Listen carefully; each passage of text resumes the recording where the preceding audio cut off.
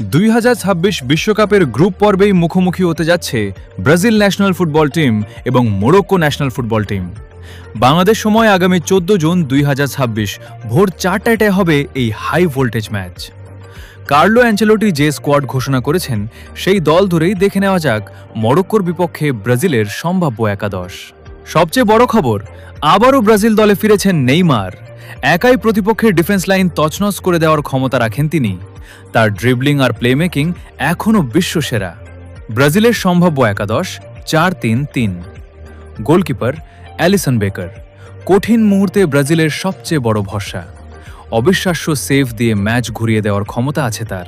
Defence Wesley, গতি আর আক্রমণাত্মক run দিয়ে ডান পাশকে আরও শক্তিশালী করে তুলবেন।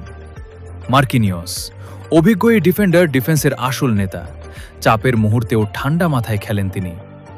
গ্যাব্রিয়েল মাগালেশ, শক্তিশালী ট্যাকল আর এয়ার ডুয়েলে অসাধারণ। মরক্কোর আক্রমণ থামাতে বড় ভূমিকা রাখতে পারেন। অ্যালেক্স সান্দ্রো, অভিজ্ঞতা আর আক্রমণে ওঠার ক্ষমতা ব্রাজিলকে বাড়তি সুবিধা দেবে। মিডফিল্ড কাসেমিরো, মিডফিল্ডের দেয়াল বলা হয় তাকে। প্রতিপক্ষের আক্রমণ নষ্ট করতে তিনি ভয়ঙ্কর। ব্রুনো গিমারেশ, বল কন্ট্রোল আর পাসিংয়ে অসাধারণ। পুরো মিডফিল্ডকে নিয়ন্ত্রণ করতে পারেন একাই। লুকাস পাকেটা, ক্রিয়েটিভ পাস আর দূরপাল্লার শটে ম্যাচের মোড় ঘুরিয়ে দিতে পারেন। আক্রমণ ভাগ রাফিনহা, তার গতি আর কাটেন শট মরক্কোর ডিফেন্সের জন্য বড় হুমকি হতে পারে।